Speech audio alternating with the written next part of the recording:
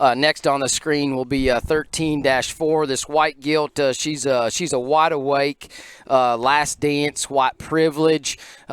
She's got some really unique brothers that we'll see as well.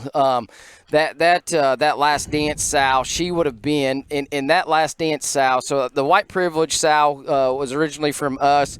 She won her division here in Little Rock, and then Nathan Davis in Arkansas got her in his program through marriage. I think how he gathered that up from Abby, his wife. I've done that too, so it works out to your advantage at times.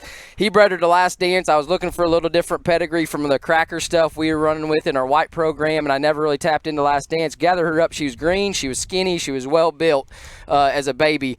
She was a 235-pound show gilt at AYE and was reserve light cross under Ben Moyer. So I can tell you she was not green and skinny at 235 pounds to be reserve light cross and 4th overall.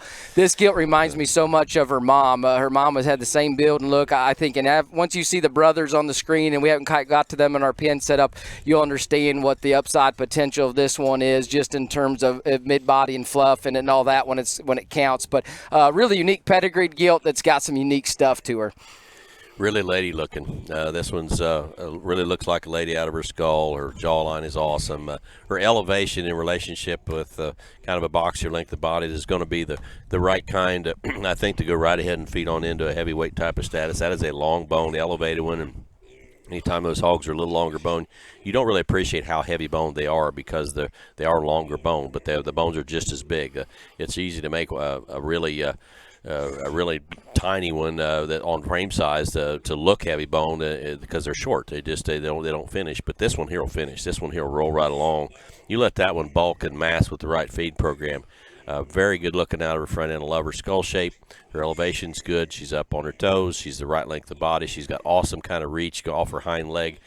She's got a very square kind of a top. She's got a square kind of a hip. Could be rolled dual purpose pretty quick on the right feeding program. Just get her all by herself. Let that one fluff up over that right period of time. That pedigree is just built to do that. You just know it's going to happen. This is 13-4 gilt.